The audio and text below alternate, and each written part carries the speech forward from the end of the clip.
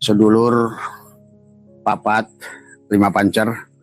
Sedulur papat 5 pancer. Alhamdulillah wa syukrillah. Bapak dari Bondowoso ya, Bondowoso. Mas Hasan Jember, Mas Ari Kuningan, Mas Wawan Cirebon. Tadi semua. Maka dalam satu tempat menjadi sambal. Satu Cirebon adalah udang.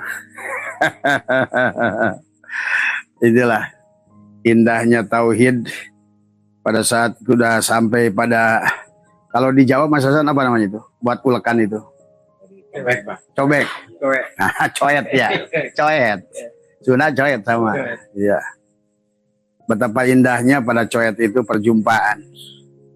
Batunya dari gunung mana, mutunya dari gunung mana, cabainya dari kebun mana, terasinya dari kampung mana, garamnya di kampung mana, kemudian dia esak di coet itu, sehingga tidak lagi menyebutkan cabai, menyebutkan lagi tomat, menyebutkan lagi garam, tapi sudah disebut kasih judul satu sambal. Itulah tauhid ya. Jadi sebenarnya kita ini setiap hari diajarkan oleh Allah itu untuk tauhid ya. Tauhid itu dari kata wahada yuwahidu tauhidan, artinya bahwa bagaimana mengesahkan Allah. Jadi bukan satu tapi adalah kesatuan. Seperti tadi cabai, sambal, cabai rawit itu ada dalam satu kesatuan. Nah, itu. Agama yang ada, Allah menyebutnya din dalam Al-Quran. Sebetulnya dari Nabi Adam sampai Nabi Muhammad itu satu. Makanya sebetulnya yang diajarkan adalah tauhid. Maka sering dikatakan Nabi Ibrahim adalah agama yang dibawanya tauhid. Adam pun tauhid, Nuh tauhid, dari semua ya. Nabi Muhammad pun tauhid. Kemudian di tengah jalan di Jabal jadi fikih gitu kan tadi semua. Hilanglah esensi tauhidnya tadi semua ya. Maka pada malam hari ini alhamdulillah wa syukrillah dari berbagai daerah, Bondowoso, Jember, Kuningan, Cirebon, Sukabumi tadi semua. Gitu tadi semua. Nah, kita dikumpulkan malam hari ini dengan di bulan Ramadan tadi semua ya. Alhamdulillah wa syukrillah kita di bulan yang walaupun bukan bulan yang disucikan sebenarnya, karena bulan yang disucikan itu Muharram, Rajab, Dzulqa'dah, Dzulhijjah. Tapi Ramadan adalah bulan yang penuh makna dari semua ya. Terlebih lagi adalah sekarang tanggal berapa Ramadan sekarang? Hah? Atau Tara Parwasa? Iyalah. Sampai tanggal 17 Ramadan disebut dengan nuzulul Quran dari semua. Atau disebut dengan turunnya Al-Quran dari semua. Maka dalam bahasa Al-Quran, Al-Quran itu turun dengan dua cara ya. Ada nazala, ada anzala dari semua. Maka berbeda, walaupun secara suku kata nazala dan anzala itu adalah sama, artinya turun ya. Nah, bagaimana turunnya Quran itu? Maka sekarang ada sahabat-sahabat kita yang Abah sudah ajarkan cara mematikan diri ya, menekuk lidah, menahan nafas. Sesungguhnya adalah ketersambungan kita adalah dengan abid wal ma'bud itu dengan menekuk lidah. Maka sebenarnya secara hakikat kita bisa melaksanakan sholat, zakat, puasa, haji itu hanya sekali dengan satu cara yang sama. Pada saat kita menekuk lidah, menahan merapatkan gigi, menahan nafas, disitulah kita akan melaksanakan sekaligus syahadat, sholat, zakat, puasa, haji. Maka kalau kita lihat Ramadan adalah dari kata boleh disebutkan syam, tapi ada satu ayat yang mengatakan adalah saum tadi semua. Dalam bahasa Sanskerta, syam atau saum itu disebut puasa ya. Maka sebenarnya banyak orang kita ini Islam karena sebelum Islam di Nusantara ini adalah Hindu. Maka istilah Hindu termasuk surga ya. Kata surga itu nggak ada di Islam. Kata neraka itu nggak ada. Demikian pula adalah puasa. Puasa itu bahasa Sanskerta artinya upapasa. Upapasa itu adalah berhenti sejenak. Nah, baik upapasa bahasa Sanskerta, bahasa Hindu maupun bahasa Siam ya, maupun saum adalah sesungguhnya memiliki makna yang hampir sama. Artinya adalah bahwa menunjukkan bahwa memang puasa ini atau upapasa ini atau saum ini atau siam ini adalah dibenarkan oleh Al-Quran bahwa memang sudah dilaksanakan jauh sebelum Islam itu turun. Makanya Allah berfirman, ya ayyuhalladzina amanu kutiba alaikumusiyam kama kutiba alal ladzina min qablikum. Yang telah sebagaimana telah datang diwajibkan kepada umat-umat sebelum kita. Nah, adapun tujuannya adalah karena perjalanan dari Nabi Adam sampai Nabi Muhammad itu adalah misinya adalah tauhid, wahada yuwahidu tauhidan. Nah, maka sebenarnya perjalanan manusia itu bukan pada sisi manusia. Maka itulah inna dina indallah itu Islam. Jadi yang disebut Islam itu adalah pada saat agama itu, din itu, hubungan itu di sisi dalam. Selama ini ya pada saat umat Nabi Muhammad 200 tahun setelah Nabi Muhammad wafat, muncullah kaidah-kaidah fikih. Maka disinilah sesungguhnya adalah telah terjadi kerancuan tadi semua. Sehingga agama itu dibalik menjadi di sisi manusia. Padahal dari awal pun dari Nabi Adam sampai Nabi Ahmad itu Nabi Muhammad adalah. Maka Nabi Ibrahim mengatakan bahwa agama kamu dan sebelum kamu adalah Islam. Itu dikatakan oleh Allah pada Ibrahim. Jadi yang pertama ada istilah Islam itu pada Ibrahim. Maka sebenarnya yang disebut Islam itu adalah aslama dari semua.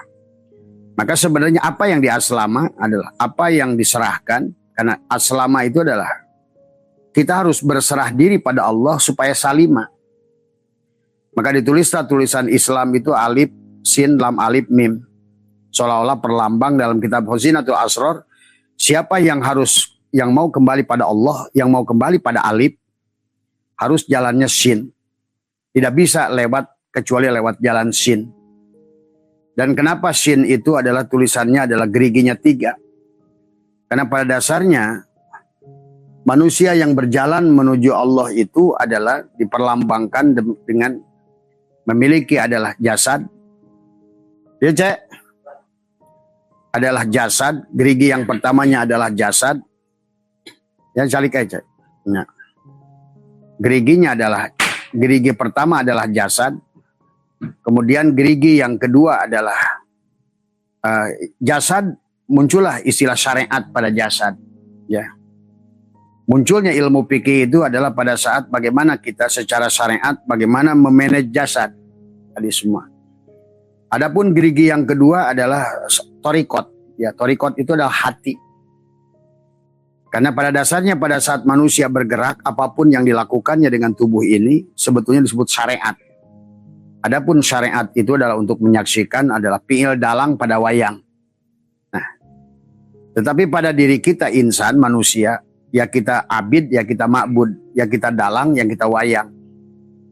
Maka disinilah adalah pemahaman bagaimana sesungguhnya berbeloknya istilah tauhid menjadi fikih itu adalah justru setelah baginda Nabi wafat 200 tahun. Maka muncullah ulama para fuqaha di sana termasuk imam-imam mujtahid yang diawali dengan Imam Ja'far As-Shadiq. Mulailah dirumuskan bab sholat. Bagaimana sih sholat gitu kan tadi semua. Imam Ja'far As-Shadiq adalah mengajar punya murid namanya Imam Hanafi dan Imam Maliki. Dan Imam Maliki punya murid namanya Imam Syafi'i dan Imam Syafi'i punya murid namanya Imam Hambali. Nah, disinilah sebetulnya deviasi itu sudah mulai berjalan. Padahal dari Nabi Adam sampai pada Nabi Muhammad itu yang diajarkan itu adalah bukan bab fikih sebetulnya. Makanya seolah-olah kayak fikih itu tidak ada diajarkan kepada Nabi sebelum Nabi Muhammad tadi semua. Ya. Nah, inilah yang kita juga harus memahami secara bagaimana datangnya ibadah pada diri kita itu. Kapan datangnya fikih pada diri kita itu? Bab muamalah, bab jinayat, bab ubudiyah, bab munakahat itu ada jauh setelah Nabi Muhammad wafat. Nah inilah barangkali yang kita harus luruskan. Bukan salah yang diijtihad oleh ulama itu, tetapi kehilangan adalah tujuan makosid. Jadi kehilangan substansi. Pada saat awal lebih fokus pada substansi, pada tujuan penciptaan, dan kenapa kita diciptakan, dan bagaimana manusia pulang, akhirnya menjadi sibuk mengurusi tubuh dari semua. Bagaimana cara berwudu, bagaimana cara mandi, bagaimana tadi muamalat, bagus sebetulnya itu adalah untuk supaya jasad ini dalam berkaitan muamalat adalah ada aturan main. Nah, itu. Bagaimana bab zinayatnya, bagaimana bab munakahatnya, bagaimana bab ubudiyahnya tadi semua. Nah, itulah di dalam kitab Jami'ul Mughni Syekh Muhyi Pamijahan membagi, karena ada tubuh kita 3 bagian. Ada jasad, ada jiwa atau hati, ya, dan ada ruh. Maka dibagilah oleh beliau ibadah, ubudiyah, abudah, itu semua. Ibadah adalah segala perkara, pengaturan adalah berkaitan dengan jasad. Tetapi kemudian Abah menyaksikan para fuqaha ini terlalu anteng mengurus bagian yang dohir, jasad. Padahal dalam berjalan kita menuju kepada Allah itu, kalau tidak diawali dengan tubadil dulu, kalau tidak orang itu memahami siapa sebetulnya yang melakukan ibadah, maka akhirnya karena jasad sifatnya adalah makhluk, maka akhirnya manusia kehilangan setelah dari mulai 200 Hijriah sampai 500 Hijriah itu mulai terdegradasi. Makanya timbullah khilafiyah dalam ibadah. Bahkan di antara imam mujtahid itu sendiri mulailah berbeda pandangan padahal satu sama lain guru dan murid. Nah, ada yang mempertanyakan tentang itu. Kenapa para muridnya itu nggak samina wa atona dengan gurunya? Ya tentu tidak bisa, karena yang dibahas itu adalah bagian yang tagoyur. Keberadaan jasad ini tagoyur, sementara fikih itu akan terpengaruh dengan keadaan ruang dan waktu. Pada saat ruang dan waktu yang berbeda, hukum fikih bisa berbeda. Itulah kenapa Imam Syafi'i sekalipun pada saat antara beliau berada di Mekah dan kemudian beliau berada di Mesir, maka dibagilah ada kaul qadim, ada kaul jadid. Dari semua. Jadi fikih itu tergantung di mana kita berada, pada kondisi apa kita berada, situasional semuanya. Nah inilah sebetulnya kalau Abah sudah menganalisa, kehilangan konsentrasi manusia, terutama Islam dalam ibadah, hanya terkonsentrasi pada bab tadi, ibadah. Sehingga lupa kepada yang diibadahi. Tadi semua. Lupa pada tujuan. Maka timbullah khilafiyah, pandangan-pandangan yang berbeda di antara 4 imam. Di antara contoh adalah bab sholat. Imam Hanafi itu nggak pakai Fatihah. Karena punya Imam Hanafi beranggapan bahwa tubuh saya ini udah Fatihah. Gitu kan tadi semua. Imam Maliki pakai Fatihah tapi tidak pakai Bismillah. Karena beliau beranggapan tubuh saya sudah Bismillah. Di semua. Nah sesungguhnya yang kita hari ini kenapa suka dikatakan Ahlussunnah wal Jamaah itu banyak menggunakan mazhab Imam Syafi'i. Tetapi persoalannya Imam Syafi'i itu lebih banyak adalah titik beratnya adalah kepada kalau Imam Hanafi dan Imam Maliki, Imam Hanafi yang paling hakikat, kemudian Imam Maliki juga hakikat sebetulnya. Maka 2 imam ini di dalam urusan apapun beliau adalah lebih kepada tajrid tadi semua ya. Dalam soal rezeki antara imam kita sudah masyhur perdebatan Imam Syafi'i, sebetulnya bukan perdebatan, perbedaan pandangan antara murid dan guru Imam Syafi'i dan Imam Maliki berkaitan bab tajrid, ibadah, dalam mencari rezeki adalah bab tajrid. Buat Imam Maliki, sesungguhnya segalanya adalah tergantung Allah. Tapi kalau buat Imam Syafi'i, Allah itu tergantung kita. Gitu kan tadi. Kalau kita tidak mencarinya, tidak menjemputnya, maka kita tidak akan, kalau bahasa orang Sunda mah, naon teh lamun teu ngoreh moal ngarih, cenah gitu. Eta. Tapi cek Imam Maliki, bisa ngarih tanpa ngoreh. Nah gitu. Nah itu. Maka sebenarnya dua-duanya tidak salah. Dua-duanya tidak salah tergantung cara pandang. Kalau orang yang beranggapan bahwa seperti Imam Syafi'i itu adalah, maka dalam hikam sekalipun dibagilah ada asbab, ada tajrid tadi semua. Ya. Ini kita ngobrol sebelum ngobrolin bab reinkarnasi. Karena ada juga tadi ke Abah yang WA yang berkaitan dengan bab kapan munculnya fikih di dalam apa namanya ibadah tadi semua. Sebetulnya memang kalau digabungkan indah sebetulnya. Ya, maka itulah kenapa sebenarnya para imam-imam ini juga melihat daripada hadis Nabi adalah tentang apa namanya, apa itu Islam, apa itu iman, apa itu ihsan tadi semua. Jadi memang secara hakikatnya manusia itulah seperti sin tadi. Makanya Islam, siapa yang mau ke alif harus lewat sin, jalannya lam alif, tujuannya adalah mim, ma'rifat pada Allah tadi semua.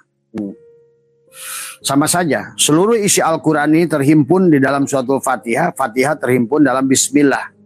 Bismillah pun sama. Siapa yang mau ke alif harus lewat shin. Tapi harus kalau Bismillah, siapa yang mau ke alif harus lewat ba. Tapi kalau siapa yang mengenali ba harus lewat shin. Jalannya sama lam alif. Maka mau Islam maupun Bismillah jalannya sama. Adalah bagaimana dengan api isbat. Tadi semua. Termasuk juga adalah pada saat mau masuk pada Al-Baqarah diawali dengan alif lam mim. Tadi semua. Siapa apa namanya mau ke alif jalannya harus lewat Muhammad tadi semua. Maka tidak ada manusia yang bisa kembali kepada Allah kecuali lewat Rasulullah. Nah, jadi maka kenapa sebelum tawasul diawali dengan sholawat, diakhiri dengan sholawat. Sebelum doa diawali dengan sholawat, diakhiri dengan sholawat. Nah, itu. Jadi tidak ada yang bisa kepada Allah kecuali lewat Rasulullah. Tidak ada yang ke zat kecuali lewat sifat. Nah itu pahami itu tadi semua. Nah, tapi terjadi persoalan pada saat tadi para imam ini adalah terjebak pada apa namanya pada ibadah sehingga Muhammadnya itu pada Muhammad sosok gitu. Nah, gitu. Di sini beloknya tadi semua. Nah itu. Nah kalau seandainya demikian berarti seluruh manusia ini tidak akan pernah bertemu beliau. Tidak semua manusia bisa bertemu beliau. Bahkan manusia sebelum beliau tidak bisa bertemu dengan beliau. Nah gitu. Maka sebenarnya seharusnya seluruh makhluk ini adalah Allah dan Muhammad sebetulnya dari awal. Tadi semua. Zat dan sifat. Tadi semua. Nah, maka dari mulai imam-imam muzaid itulah manusia adalah terutama orang Islam kehilangan fokus tadi semua. Wabil khusus yang bermazhab Syafi'i tadi semua ya. Karena akhirnya terjebak pada ritual, maka hari ini Abah menyaksikan ritual-ritual yang tidak berdampak karena kehilangan spiritual. Tuh. Sholat tidak punya dampak, dzikir tidak punya dampak, tawasul tidak berdampak, istighosah tidak berdampak tadi semua ya. Dan bukti tidak berdampak itu adalah hari ini adalah bagaimana kita Islam Nusantara menjadi negara yang paling tidak bahagia. Dari 100 negara yang disurvei oleh Syekh Muhammad Abduh, maka kita adalah ke-98 dari 100. Artinya kalau menurut tarifnya Ali bin Abi Thalib, berarti sebenarnya kita ini Islam ini gagal untuk bahagia dengan cara yang digunakan fikih itu. Nah itu. Malah muncul ketakutan, takut neraka, takut siksa kubur, takut dengan nasib yang buruk tadi semua ya. Jadi akhirnya manusia itu hidup takut, mati juga takut. Padahal setelah sekarang diketahui ilmu pengetahuan, rasa takut itulah yang menjadikan manusia menarik ketakutan. Rasa takut menarik ketakutan. Ketakutan pada kematian menjadikan manusia adalah justru malah kerdil jiwanya, tidak berkembang jiwanya, tidak happy hidupnya tadi semua, bahkan lebih cenderung menjadi salah tujuan tadi semua. Ya. Nah inilah sebenarnya penyebabnya, karena akan berlaku hukum tarik menarik, hukum tolak menolak. Rasa takut akan menarik ketakutan. Manusia beribadah ditakut dengan siksa kubur, manusia beribadah takut dengan neraka. Apalagi pada saat penafsiran hanya dipandang dari sudut fikih, tetapi tidak juga dipandang harusnya dua sisi, dipandang syariat dan hakikat tadi semua. Nah, sementara mereka yang Abah saksikan di seluruh dunia, yang mereka tidak menyebut dirinya adalah beragama Islam, bahkan tidak melaksanakan seolah-olah syariat Islam, justru menjadikan negara-negara yang paling bahagia. Gitu. Contohnya Finlandia. Finlandia itu sudah tahun 1912 meninggalkan, dulu itu negara fikih, Pak. Kemudian setelah mereka meninggalkan fikih, busuk malah mereka ini tolong ya dipahami supaya kita ini paham tadi semua. Jadi jangan ya memahaminya dengan sumbu pendek, gitu. Bukan lagi mendiskreditkan fikih, tapi ini kenyataan, data dan fakta membuktikan hari ini bahwa negara Islam sedunia hancur. Afghanistan hancur, Suriah hancur, Libya hancur, Irak hancur. Nah itu semua. Ini tadi, ya. Karena manusia ditakut-takuti. Padahal ketakutan-ketakutan yang ditumbuhkan itu membuat jiwa manusia tidak berkembang dalam urusan rezeki, dalam urusan keyakinan, dalam urusan apa. Nah, itu. Sementara dilalanya negara-negara yang justru meninggalkan fikih, contohnya apa? Spanyol. Dulu kan Spanyol pernah jadi negara Islam kan? Andalusia, dari semua. Malah justru mereka sekarang menjadi negara maju setelah meninggalkan fikih gitu. Swiss, Finlandia gitu kan dari semua. Ya. Jadi tanpa sengaja kita ini bisa mengambil kesimpulan ini kalau gitu ada yang salah, Mas. Ada yang salah tadi semua. Misalnya panjenengan, kenapa sholat takut neraka? Gitu. Kenapa ibadah? Karena takut disiksa. Kan sebenarnya itu bukan di situ landasannya. Maka sekarang itu ibadah itu bukan satu kebutuhan, tetapi dirasakan sebagai satu kewajiban yang memaksa. Itu seolah-olah dalam pandangan setiap orang. Padahal seharusnya yang namanya abadah ya'budu ibadatan, mengabdi kepada Allah itu bukan dengan rasa ketakutan seharusnya, tetapi adalah rasa kebutuhan.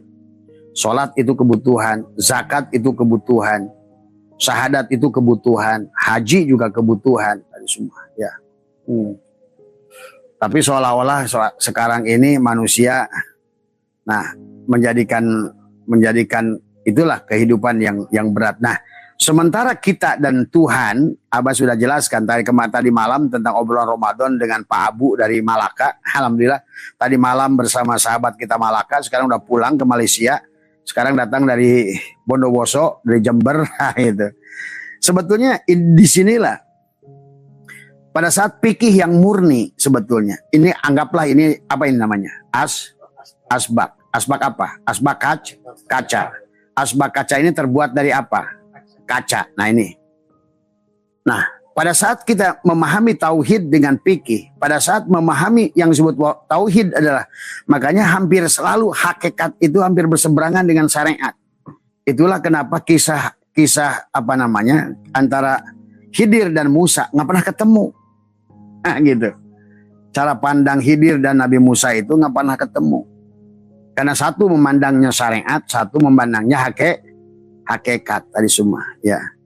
Karena pemandangan secara syariat itu selalu tidak pernah jauh dari fikih, gitu kan tadi. Nah, inilah sebetulnya yang kita barangkali hari ini bisa menyatukan tauhid dan fikih tadi semua. Kalau seandainya kita paham tauhidnya dulu, gitu. Tetapi sekarang manusia justru nggak tahu. Si asbak kaca ini nggak tahu Tuhannya itu si kaca ini. Nah itu. Nah, makanya nanti pada saat secara tauhid diterapkan bahwa sebetulnya abid wa ma'bud wahid, sebetulnya yang menyembah yang disembah satu, yang menyembah adalah si asbak kaca, yang disembah kaca, gitu. Nah, bagaimana fikihnya coba? Nah, disinilah nggak ketemunya fikih sebetulnya. Kalau fikih itu hanya bertemu kalau Tuhannya di langit ketujuh. Tadi berpisah dengan Pak Hasan, itu fikih berlaku. Sementara kenyataan tauhid, sementara agama din yang dibawa Nabi Adam sampai Nabi Muhammad itu adalah tauhid. Sementara 200 tahun setelah Nabi Muhammad wafat malah cenderung kepada fikih, kan itu. Nah, ini. Maka akhirnya manusia sekarang sibuk dengan ritual, hitung-hitungan pahala tadi semua. Akhirnya inilah yang menjadikan sebetulnya kehancuran Islam yang terjadi hari ini. Abah bukan menyalahkan fikih. Harusnya tidak boleh berhenti di fikih. Itu maksudnya. Harusnya fikih, betul kata siapa, Syekh Muhyi Pamijahan, antara ibadah, ubudiyah, abudah. Harusnya Islam, iman, ihsan itu satu harusnya. Tapi sekarang orang hanya terjebak pada Islam, tapi tidak memahami hakikat iman dan menyatu pada ihsan tadi semua. Jadi kalau Islam, iman, ihsan itu sebetulnya sama aja kalau kata Abah, antara kopiko, relaksa, sugus dengan gula dan manis, gitu. Kalau Allah berfirman dalam Al-Quran surat Nur, Allahu adalah mubtada, Allahu manis, nurus samawat adalah gula. Tuh. Maka dikatakan sebetulnya di dalam dohirnya Adam, batinnya Muhammad. Tapi batinnya Muhammad itu menjadi dohirnya Allah di alam batin. Maka batinnya Muhammad adalah Allah. Dohirnya sugus, batinnya gula. Tapi gula itu dohirnya daripada si manis. Nah gitu. Kan di situ. Islam, iman, ihsan tadi semua. Fikih akan sejalan kalau seandainya begitu.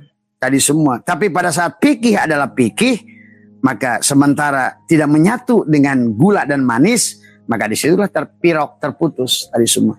Sibuklah banyak-banyakan rokaat, sibuklah banyak-banyakan baca Quran, tapi tidak terkoneksi dengan apa yang dituju tadi semua. Nah inilah yang menjadikan penyebab kenapa orang Islam miskin, kehilangan keyakinan, bahkan Indonesia sekarang menjadi negara, boleh dibilang adalah kalau disurvei negara yang paling banyak pembunuhan, negara kita. Kalau disurvei negara yang paling tidak bahagia, kita sudah ada yang menguji. Kita ini adalah ke-98. Gus pun dan cai Gus kadiekeun semua. Nah, itu. Bismillah. Ya naonnya Gusnya? Simpen nak. Tanya. Udud. Ngobrol. Semua. Maka sebetulnya konsep Islam, iman, ihsan harusnya disatukan, Pak. Kayak duren, kayak pisang, kayak rambutan, kayak mangga. Nggak boleh dipisahkan kulit, daging, dan rasa. Harusnya. Ini pada saat ngomongin Islam, tapi dilanjutkan pada iman dan ihsan, sama saja ngomongin kulit. Inilah gagalnya kenapa Islam tidak bahagia. Karena makan duren kalau makan kulitnya saja jontor. Tadi semua. Kulit itu perlu, daging adalah butuh, rasa utama. Gitu. Lakan utama rasa. Sementara rasa itu ada pada daging, daging adalah akan sempurna kalau dibungkus dengan kulit. Nah itulah betulnya. Karena terjadi pemisahan inilah akhirnya tadi semua. Nah, kalau seandainya kalau diatur waktu, mana yang harus kita dahulukan? Rasakah, dagingkah, apa kulitkah? Sebetulnya tidak boleh dipisah-pisah. Tapi kalaupun pemening-mending, walaupun biarpun adalah daging itu nggak ada kulit, ngegeletak di tanah sekalipun, asal kita tahu bahwa tujuan itu adalah rasa, ya rasa itu yang dikejar gitu kan tadi. Tapi ternyata manusia sekarang lebih cenderung mengejar kulit. Nah, gitu. Walaupun nggak ada daging rasa. Nah itu. Aduh. Maka itulah yang menjadikan hari ini kenapa Islam hancur, Libya hancur, semua hancur. Karena tadi mengejar kepada jumlah ibadah tetapi tidak bertemu dengan daging dan rasa. Itu semua. Nah kalau seandainya nggak ada rasa, apapun yang kita lakukan, maka tidak asik. Makan kalau nggak ada rasa, nggak nikmat. Makan durian kalau nggak ada rasanya, nggak nikmat. Ngopi kalau nggak ada rasanya nggak nikmat. Maka Gus enaknya kopi heula dari supaya rasana. Ini kasihan nih Bapak nih kalau nggak ada ngopi semua. Nah sebenarnya kesempurnaan yang diajarkan Nabi itu itulah maka hakikat sin. Islam harus lewat sin, giginya 3. Bismillah harus lewat sin, giginya 3 dari semua. Dan itulah tentang hakikat Nabi Muhammad, 3 mim pada Muhammad itu, dan Muhammad adalah Rabiul Awal itu bulan ketiga, sebetulnya ada kaitannya dari semua. Tidak bisa dipisah. Nggak bisa dipisah antara kulitnya, dagingnya, dan rasanya. Kalau sempurnanya begitu, Islam, iman, ihsan tadi semua. Buka kulitnya, makan dagingnya, nikmati rasanya tadi semua. Ya, sebenarnya sempurnanya begitu, gitu kan tadi semua. Nah sama kayak tripod ini. Kalau cuma satu, roboh nggak? Roboh. Kalau dua, roboh. Maka harus tiga, baru dia kuat. Makanya dalam hukum Pitagoras adalah A kuadrat plus B, C adalah apa namanya rumusnya itu apa tuh? A kuadrat sama dengan B kuadrat plus C kuadrat atau apa itu dari semua. Maka berlakulah hukum segitiga. Berlakulah, maka kenapa bangunan-bangunan di dunia yang akan tempatnya itu mudah hancur, misalnya di Mesir karena dia pasir, maka dibentuklah bangunan itu berbentuk piramid kayak bentuk segitiga. Itu perlambang daripada Islam, iman, ihsan sebetulnya. Tapi sekarang kenapa Indonesia malah menjadi negara kulit gitu kan tadi. Bahkan termasuk tertipunya Aceh. Aceh itu adalah merupakan Samudra Pasai. Sumatera itu adalah punya sejarah yang panjang Sumatera itu. Tapi Senokhorgronya hebat dia tadi menghilangkan esensi tadi, termasuk Senokhorgronya diutus ke Indonesia oleh Belanda itu juga untuk menghilangkan esensi. Sehingga manusia itu kehilangan daging dan kehilangan rasa, terjebak pada kulit. Itulah ulah daripada Senokhorgronya. Termasuk hancurnya Aceh. Padahal Aceh itu adalah Serambi Mekah. Aceh itu Samudra Pasai. Kerajaan Islam tertua di Nusantara, Sumatera itu. Dan itu sudah dibaca oleh Belanda. Maka pada saat mengutus adalah Senokhorgronya yang merubah nama menjadi Abdul Ghaffar. Kemudian datang ke masyarakat Aceh menghilangkan perjuangan Panglima Polim, Tengku Umar, Cut Nyadin. Dia itu sengaja menghilangkan daging dan rasa dan membuat Aceh itu terjebak pada kulit. Nah inilah. Sampai hari ini tadi semua. Bahkan bukan hanya Aceh, termasuk juga Pulau Jawa. Sehingga sekarang ini manusia beragama tapi tidak bertuhan. Tuh. Manusia beragama tidak bertuhan. Yang menjadi masalah dampaknya adalah tidak keyakinan pada Allah. Tidak ada keyakinan dalam ibadah. Tidak ada kenikmatan di dalam amaliyah. Karena semuanya dirasakan satu kewajiban yang menyiksa. Sadar gak sadar. Makanya sekarang, waduh lagi asik-asik. Adan lagi. Gitu kan tadi. Lagi asik kerja kata Hendy. Lagi asik jualan. Adan lagi. Gitu kan tadi semua. Nah itu. Nah inilah makanya Abah mengajak untuk cerdas kepada semua. Dari semua. Sebenarnya yang diajarkan oleh Allah dan Rasulnya dari awal adalah bagaimana kesempurnaan itu sebagaimana ada kulitnya, ada dagingnya, ada rasanya. Harusnya tiga-tiganya itu nggak bisa dipisah. Dari semua. Dan sekarang Islam itu adalah ibaratkan tadi. Bahkan selalu maka dalam pidato-pidato cek gini. Kalau orang tadi semua kita semoga terima kasih Alhamdulillah nikmat Islam dan iman. Ihsannya jangan disebut. Padahal sebenarnya yang harus kita cari rasa. Pada saat orang itu sudah ketemu rasa, sebetulnya orang bisa cari restoran jauhnya kayak apapun karena enak rasanya gitu loh. Nah itu. Maka sementara sekarang ini adalah manusia adalah terjebak pada ritual yang kehilangan spiritual. Bahkan manusia mentuhankan ibadah, tidak mentuhankan Allah. Tuh, manusia mentuhankan ibadah tapi tidak mentuhankan Allah. Bahkan banyak manusia mentuhankan Al-Quran tapi tidak mentuhankan yang berfirman. Mentuhankan firman tapi tidak mentuhankan yang berfirman. Nah itu.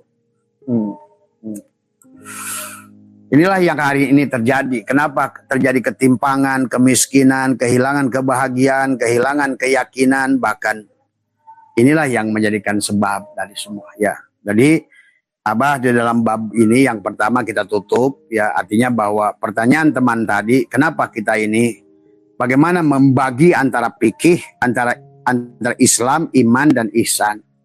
Nah, di sini kita harus mengerti setiap orang memiliki batas kemampuan tadi semua.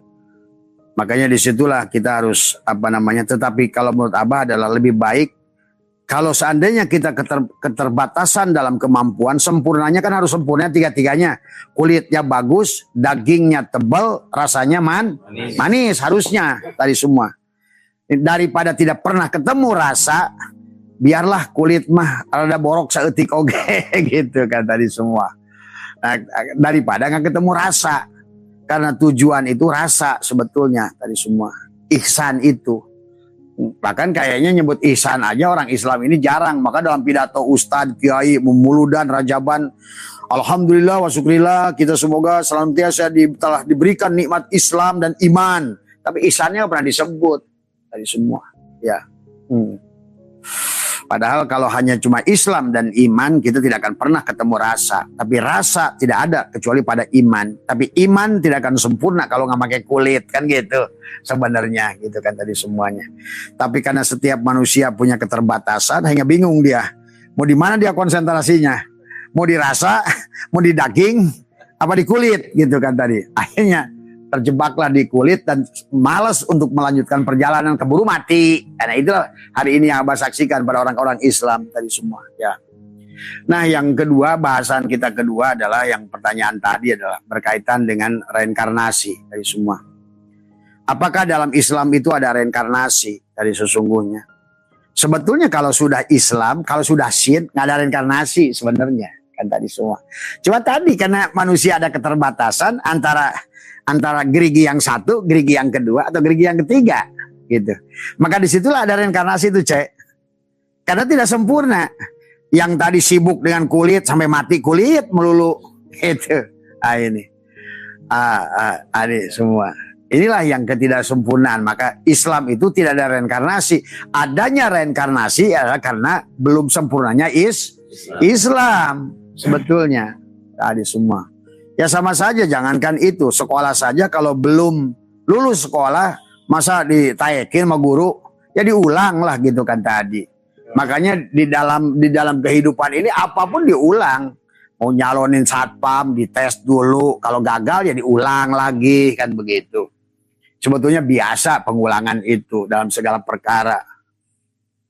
Makanya mau di legislatif, eksekutif, yudikatif, maka program-program yang belum berhasil itu diulang gitu kan tadi semua. Kenapa tadi? Untuk proses belajar tadi semua. Makanya jangan aneh tentang reinkarnasi, karena reinkarnasi itu perkara yang betul-betul hukum alam, sunatullah yang tidak bisa dihindari. Artinya siapapun yang tadi, maka kalau pertanyaannya apakah Islam ada reinkarnasi? Ya tidak. Kalau sudah semuanya sempurna. Masa kita harus balik lagi? Udah lulus di SD kelas 6, oh saya pengen di kelas 6 aja. Nggak bisa. Kamu harus naik ke SMP gitu kan tadi. Jadi kalau seandainya sudah Islam, tidak ada reinkarnasi. Reinkarnasi itu ada karena memang belum Islam. Cuma manusia sekarang merasa sudah Islam tadi semua. Padahal Islam itu apa? Makanya inna dina indallah itu adalah Islam. Islam itu setelah kita serahkan kulitnya, dagingnya, dan rasanya. Itu Islam. Di sini Gus. Tadi semua. Jadi orang ini masih suka teriak-teriak nolak reinkarnasi, tapi dia masih bergerak di bidang kulit. Padahal sebetulnya ya kita ini harus selesai, harus lulus gitu kan tadi. Termasuk yang baru pulang, yang ada orang yang ngasih Abah meja biliar di atas tadi semua, dan dia ngobrol sama Abah tadi semua. Tadi bahwa kenapa Bah saya ini ada lagi di sini, dan kebetulan dia kesadarannya sudah baik. Saya merasa Bah saya ini adalah baru reinkarnasi, gitu. Iya kata Abah, bagi orang-orang yang sudah punya kesadaran, sebetulnya reinkarnasi itu akan dirasakan tadi semua. Jadi kalau seandainya orang ingin melihat orang itu reinkarnasinya sudah banyak, sebetulnya bisa dilihat dari keahliannya. Misalnya betulin ini bisa, nemok bisa, ini bisa. Ini kayak Aceng. Si Aceng itu reinkarnasi itu. Aceng itu serba bisa. Terus siapa lagi yang serba bisa? Dadang. Dadang itu reinkarnasi. Artinya dia sumber listrik, oke. Nemok bisa. Ngebetulin apapun bisa.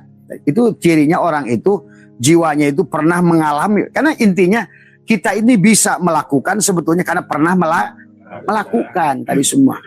Makanya kayak ini nih, kayak ukiran Jepara. Orang yang belum pernah reinkarnasi dari pengukir Jepara, dia tidak akan bisa mengukir ini. Coba kamu Ri, apa namanya Wan? Coba Cece. latihan kayak apapun tidak akan bisa bikin ini. Tapi dia ada orang baru umur berapa belas, saya pernah kemarin ke Jepara. Begitu dia mahirnya, dia bilang berapa tahun kamu belajar? Seingat saya katanya lihat bapak saya aja. Itu sebetulnya kena reinkarnasi sebenarnya kalau orang paham. Ya. Bahkan kalau nanti sekarang ini bahkan didohirkan orang reinkarnasi itu. Di Jawa Timur dulu saya Ali Jaber, saya pernah ketemu di Istiqlal, dia bilang Masya Allah Ustaz, dia bilang gitu. Saya ketemu anak itu di Jawa Timur, dia baru bisa ngomong sudah hafal surat Al-Baqarah. Itu reinkarnasi itu. Reinkarnasi. Kemudian juga ada kasus di Afrika yang dia lahir dari orang pendeta, kemudian anak itu sudah tahfidz Quran. Itu reinkarnasi itu sebenarnya. Bahkan belum lama di Denmark, ada seorang di Denmark lahir dari keturunan bangsa Denmark, tapi begitu ngomong nyerocos bangsa Tionghoa. Itu reinkarnasi itu sebetulnya. Jadi disitulah sebenarnya kita ini bisa lahir dari keluarga orang lain. Maka di surat Al-An'am 133 yang Abah sering bahas, bahwa manusia itu ya bisa lahir di Sudan, bisa pakai tadi lah. Kita tidak boleh, maka disitulah kembali lagi pada bahasa tadi yang awal, seharusnya kita ini adalah benar-benar bertauhid dari semua. Maka tidak boleh ada satupun makhluk di dunia ini yang kita benci. Maka Nabi berkata, siapa yang mengkafirkan satu kaum, maka dia tidak akan mati sebelum kekafiran itu pindah padanya. Kalau misalnya Wawan benci kepada orang Israel, Wawan bisa lahir di Israel. Ari benci misalnya kepada orang Hindu di India, Ari itu bisa terlahir kembali di India. Karena kita akan lahir di mana di tempat yang kita benci sebetulnya, hati-hati tadi semua, atau di tempat yang kita cinta tadi semua ya. Maka itulah kenapa kita harus mencintai orang tua, mencintai guru, mencintai ilmu. Karena pada dasarnya manusia akan kembali dilahirkan kepada apa yang dia cintai. Dan sebaliknya juga bisa juga manusia dilahirkan ke tempat yang dia benci tadi semua ya. Maka orang-orang yang contoh adalah Palestina tadi semua. Orang itu benci kepada Israel, ingin membunuh Israel, maka dia banyak lahir di Palestina.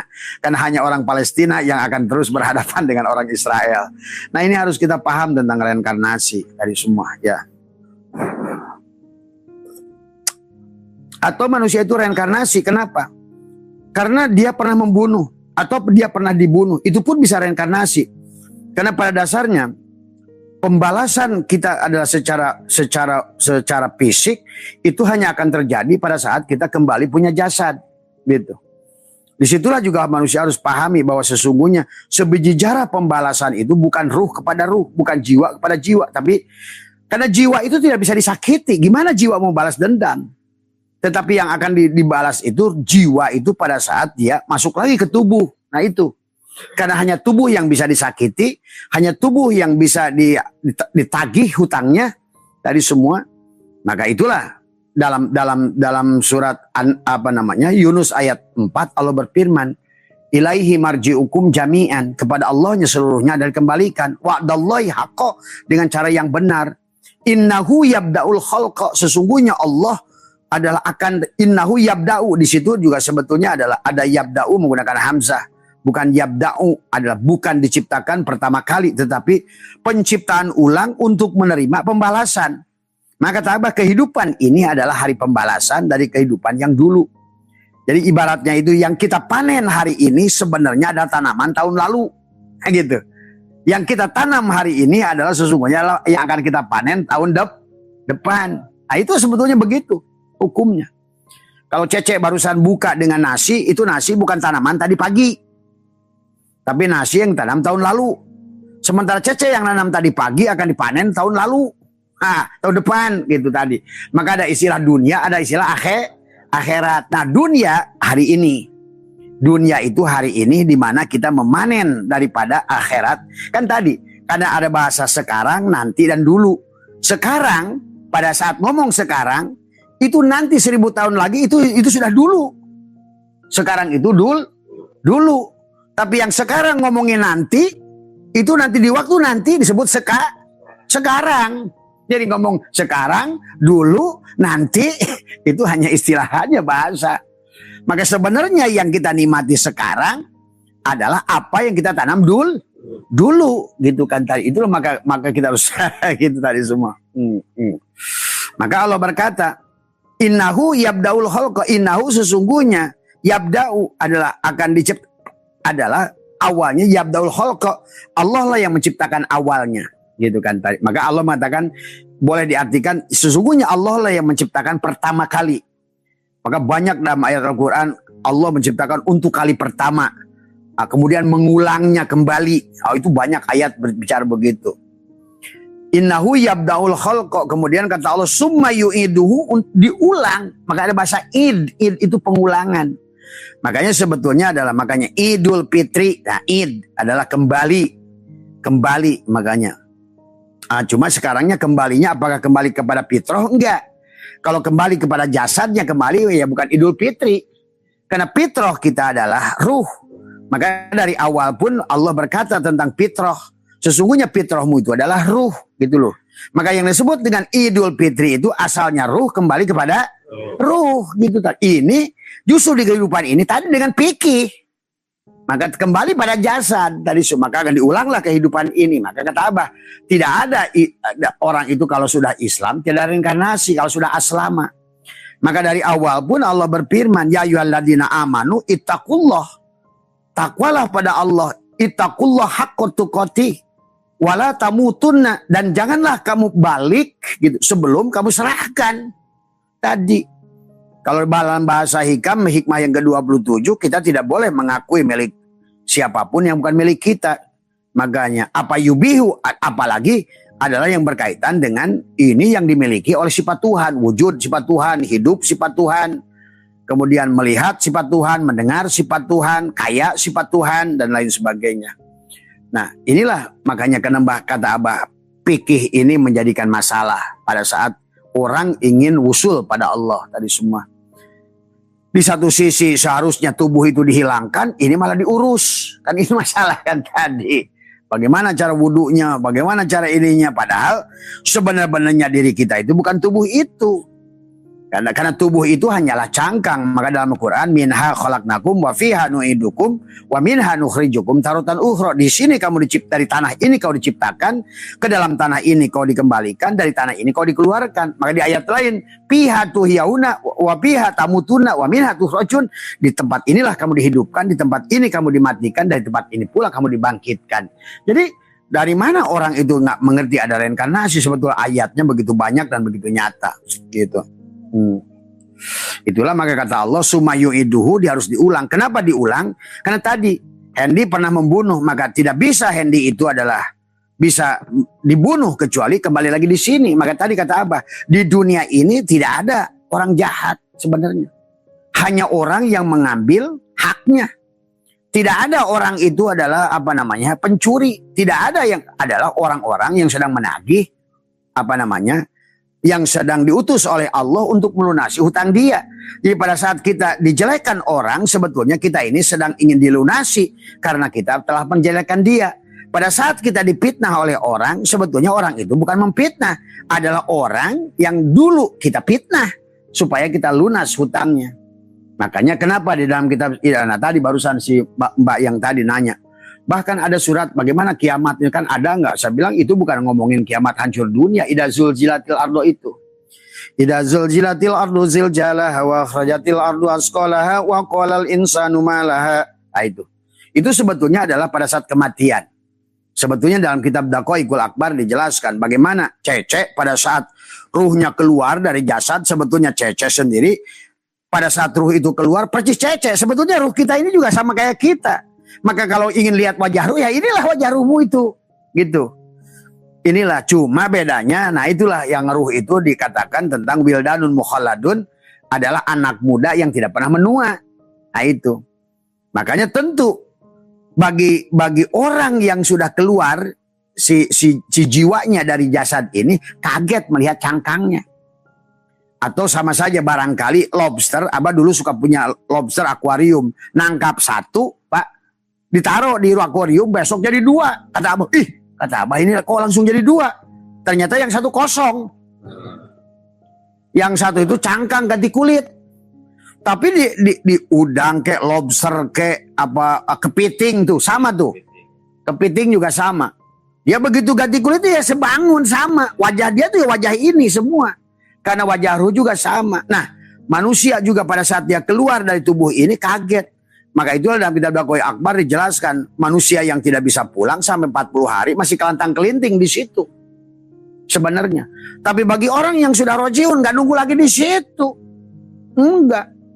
Dan dia sudah ngerti bahwa dia tuh akan terus begitu dia keluar dia langsung pulang pergi gitu loh tadi semua. Karena dia sudah tahu alamat mau kemana dia. Nah inilah yang tadi Pak Hasan nanya. Kemana ruh setelah mati. Itu kan tadi semua. Nah sementara disitulah surat Idza Zuljiyat itu ngomongin itu sebetulnya. Betapa kagetnya Wawan Ari begitu lihat tubuh sendiri. Oh ini tubuh saya nih. Tadi semua. Yang dia kaget lagi pada saat orang-orang di situ nggak peduli sama dia. Tapi malah peduli sama cangkang dia. Nah itulah dia. Bahkan disebutkan dalam kitab Dakwah Akbar itu 40 hari pun nggak ada kesadaran. 40 hari. Kalau kalian ngerti sebetulnya mayit itu selama 40 hari. Ruh yang belum tahu jalan pulang. Dia tiap hari aja bertang kulinting dalam rumah.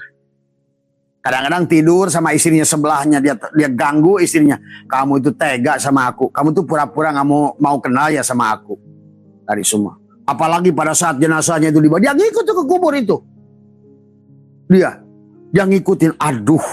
Tapi tetap belum sadar. Dia masih itu tadi. Waqalal insanu malah dia bertanya-tanya. Itulah yang disebut Idza Zuljiyat. Dia ginggeng. Jadi bukan gunung yang dilempar-lempar. Bukan. Gak ada hubungannya itu. Allah tidak sedang mengisahkan neraka kiamat itu. Karena di bawahnya tadi kan. Idza zulzilatil ardu zilzalaha wa akhrajatil ardu asqalaha wa qalal insanu ma. Nah itu wa qalal insanu ma. Yauma idin tuhaddisu akhbaroha. Yauma idin hari akhir itu menceritakan tentang bagaimana perjalanan dia. Yauma idin bi anna rabbaka awhalaha. Yauma idin yasdurun nasu astatal liyurau a'malahum. Maka disitulah dia akan menyaksikan, bahkan dia menjerit. Waduh kata Hendy. Ini Hen, kamu ini sebelum aku gantikan tadi kamu ke alam yang itu, maka kamu harus mengakui bahwa sebenarnya ini kamu nih buku kamu nih. Makanya di dalam ayat yang lain nyambung ke ayat yang barusan waktu Allah melahirkan kita. Wa kata Allah wa kulal insani alzamnahu ta'irab. Setiap kelahiran bayi itu dikalungkan buku. Makanya tadi jodoh, pati, rezeki, bahagia, cilaka sudah ada di situ Pak. Itu yang nulis kita itu. Maka itulah oleh Abah sekarang dengan Mas Hendra akan dibuat sebuah metodologi bagaimana memirojkan diri, menghapuskan catatan-catatan karma yang tercatat tadi. Yang wanak tubuh maqaddamu wasarohum. Karena kalau nggak dicatatkan, kalau nggak dihapuskan, maka tetap akan kita perankan. Jadi kalau kita nerima skenario dari sutradara, kalau kita nggak nolak ada bagian-bagian momen-momen itu, maka tetap akan dimainkan di dalam nanti di depan casting. Dan sedikit pun tidak akan bisa nolak. Bahkan kita mengatakan satu kata pun yang keluar dari percakapan di buku skenario itu, maka saudara akan bilang cut, gitu loh. Nah disitulah kita tidak bisa, maka kita mau nggak. Nah bagaimana supaya kita merubah catatan itu tadi? Maka ada yang disebut oleh mereka adalah menghapus karma, mengganti catatan karma, memotong perjalanan karma. Nah itulah yang Abah bangun dengan STS sadar, tenang, senang tadi semua. Maka itu ada metodologinya. Nanti ada pelatihan, ada tanggal berapa teh? Dengan Mas Hendra itu 28 ya? Tanggal 28 itu di situ disebutkan memi'rajkan diri. Sebetulnya sama. Pada dasarnya mau disebut mi'raj boleh, menghilangkan, menghapuskan catatan karma boleh, meningkatkan kesadaran boleh, itu apapun sebutnya judulnya. Tadi semua. Nah itulah sebetulnya, maka kata Allah wa nukhriju lahu yaumal qiyamati kitaban yalqau mansura. Nah setelah Hendy digalungkan di lehernya, tapi nanti pada saat mati wa nukhriju lahu yaumal qiyamah. Nah yaumal qiyamah di situ bukan hancur dunia tadi, karena berbicara ngomong ini kalimat yang di dalamnya wa kulal insani alzamnahu ta'irofinu, dikalungkan pada saat kelahiran kamu buku yang kamu tulis di kehidupan yang lalu, skenario yang kamu buat yang akan dimainkan di sini, itu loh. Hari ini kamu sedang membuat lagi skenario untuk kehidupan yang akan datang. Sedikit pun bukan catatan siapa-siapa. Kitalah yang mencatatnya. Makanya inna nahnu nuhyil mauta wa naktubu ma qaddamu wa asarohum wa kulla syai'in. Dulu pernah saya pasang tuh seudar pada Allah. Kalau begitu Allah ini tega. Dulu tuh saya susah. 8 tahun pernah jadi petani, jadi nelayan, jadi ini. Ya Allah, saya ini udah insinyur loh. Saya ini jelek-jelek insinyur IPB loh. Saya ini jelek-jelek pernah mondok loh. Tapi kok kenapa saya jadi tukang ojek? Ya itu. Nah, itu. Itu sempat bertanya tuh dulu tadi semua. Apa yang terjadi dengan diri saya? Kalau begitu, kalau semuanya ditentukan oleh engkau, berarti kalau begitu, ngapain engkau turunkan nabi? Kalau semuanya sudah ditentukan bahagia, jodoh, pati, rezeki, bahagia, cilaka, ngapain diturunkan Quran? Ngapain diturunkan Injil? Kalau sudah tentukan orang celaka harus celaka, orang bahagia harus bahagia, orang ini tadi. Oh ternyata setelah Abah pelajari bukan begitu konsepnya. Tadi semua. Justru mereka yang diutus itu untuk menjelaskan tentang kisah yang barusan. Seperti Abah hari ini tadi semua. Cuma orang itu kalau bicara Nabi dan Rasul pasti ngomongnya itu di Mekah semua atau di Arab. Padahal sebetulnya disebut istilah Nabi dan Rasul karena adanya di Arab. Tapi kalau di sini mah ya disebut Ustadz boleh, disebut Mamang boleh. Siapapun orang yang dikasih ilham oleh Tuhan bicara dari dalam dirinya sebetulnya Nabi dan Rasul kalau pakai bahasa Arab. Tadi semua kan Rasul itu utusan tadi semua. Nah, ini cuma kadang-kadang manusia terjebak dengan istilah. Nah, yang barusan yang berkaitan dengan reinkarnasi itu sebenarnya pada saat kita kelahiran ulang itu sebetulnya Allah menyuruh membaca kita. Makanya wa nukhriju lahu yaumal qiyamati kitaban yalqahu mansura. Hey Hendy, ini Hendy kan pertama lahir nih, dikalungkan di leher wa kullal insani alzamnahu ta'irahu fi unuki. Setiap kelahiran Hendy dilahirkan kembali, dikalungkan di lehernya. Hen, ini buku yang kamu catat setiap nisfu Saban ya. Ini semua murni. Ini kamu yang buat. Yang dicatat oleh DNA, oleh Rocky Bun Tidun. Nah, ini dari semua. Sebetulnya Rocky Batin itu DNA kita. Gitu. Makanya tidak ada yang keluar dari catatan apapun. Karena semua DNA kita, apapun yang kita lewati bersama nariknya napas, akan tercatat di buku itu. Gitu kan tadi semua. Cuma kembali lagi orang Islam karena kurang makan bangku universitas. Tadi semua termasuk kiainya. Yang nggak ngerti istilah itu gitu kan tadi. Padahal ngomongin malaikat, malak itu unsur, malaikat senyawa. Nah, kopi ini malaikat. Kenapa? Karena ada gula, ada air, gitu. Ada kopi, malaikat. Tapi kalau hiji mah air, malak, kopi, malak. Makanya ada unsur, ada senyawa tadi semua. Nah, air itu adalah malaikat. Kenapa malaikat? Karena gabungan dari H2 dengan oksigen, 2 hidrogen 1 oksigen itu namanya malaikat tadi semua. Adapun kalau 1 hidrogen malak gitu kan tadi semua. Sama saja kadang-kadang istilah ilmu pengetahuan dan istilah agama kelihatannya oh itu tadi semua. Bener ngebayangin malaikat jangan-jangan kan tadi semua. Nah itulah karena tadi semuanya. Makanya tadi begitu Hendy mengamalkan buku yang dikalung itu kamu tidak akan keluar dari kehidupan kamu. Kamu itu akan memainkan sama saja seorang pemain film. Begitu semua kisah film yang sudah dibuat oleh Tuhan. Hei saudaraku, ini kata misalnya kata Dalang bahwa dia membawa satu peti wayang. Dia ngomong bahwa dia itu saya mau main apa nih. Itulah yang disebut dengan alam misal. Tuhan merancang. Nanti saya akan mengisahkan apa. Maka tadi penciptaan manusia di dunia ini hukumnya jaij. Artinya terserah Dalang. Jaij. Maka kita jangan sok pede. Kita ada ini karena dia mau aja. Kalau nggak mau juga nggak ada kamu sebenarnya. Nah inilah yang kita harus pahami. Disebut jaij itu. Wewenang mutlak di tangan Dalang. Dalang ngerancang mau dimainkan tidak terserah Dalang. Dalang membuat rencana begini. Prakteknya nanti terserah Dalang juga ujungnya nanti sebenarnya. Kan gitu. Nah, adapun yang dibuat oleh Dalang hanya rambu-rambu saja kisah-kisahnya. Makanya apa? Nah, makanya kenapa Allah mengatakan aku dan innahu yabdaul khalqa. Sesungguhnya awalnya itu Allah yang merancang. Tapi kemudian manusia karena diberikan ilham falhamaha fujuraha wa taqwaha, malah dia begitu lahir ke dunia Tuhan sudah menjamin rezeki, dia malah mikir cari rezeki. Nah, itu. Akhirnya manusia itu bikin rezekinya harusnya adalah tukang balon, dia jadi ustad gitu. Nah itu. Karena kata orang tuanya jadi ustad itu baik. Akhirnya dia nidurin santrinya dibui aja ujung-ujungnya. Inilah padahal calon jablay dipaksa jadi ustad. Calon apa namanya calon rampok ditaruh di polisi. Akhirnya jadi tadi rampok gitu tadi. Calon narkoba akhirnya jadilah makanya si Jenderal Teddy gitu kan. Jenderal akhirnya manaj narkoba. Jenderal pun narkoba karena memang dari awal pun calon penjual narkoba dia itu. Ya inilah maka kita harus mengerti bahwa sesungguhnya apa yang ditaruh di buku, apa yang diperankan gitu kan dari semua. Nah inilah yang harus dipahami. Nah, ini. Jadi inilah kisah maka kenapa kita harus diulang karena kita manusia membuat acak-acakan. Itulah kenapa Allah berkata dalam hadis qudsi dan Nabi pun berkata sesungguhnya manusia itu ada kullu mauludin yuladu ala fitrah, tetapi kemudian menjadi Nasrani Majusi orang tuanya. Berarti kalau begitu sebetulnya rencana Allahnya baik, kemudian orang tualah yang membelok-belokkan tujuan. Harusnya adalah jadi pemain genjreng-genjreng, dipaksa jadi kiai gitu kan tadi semua. Akhirnya jadi kiai pun genjreng dia tadi semua ya. Nah inilah maka kita harus paham.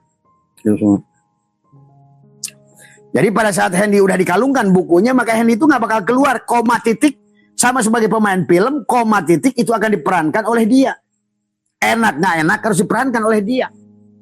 Nah kata apa? Hari ini kita sedang main film dari skenario yang kita buat. Tapi hari ini pun kita sedang menyusun film untuk kita mainkan di kehidupan yang akan datang.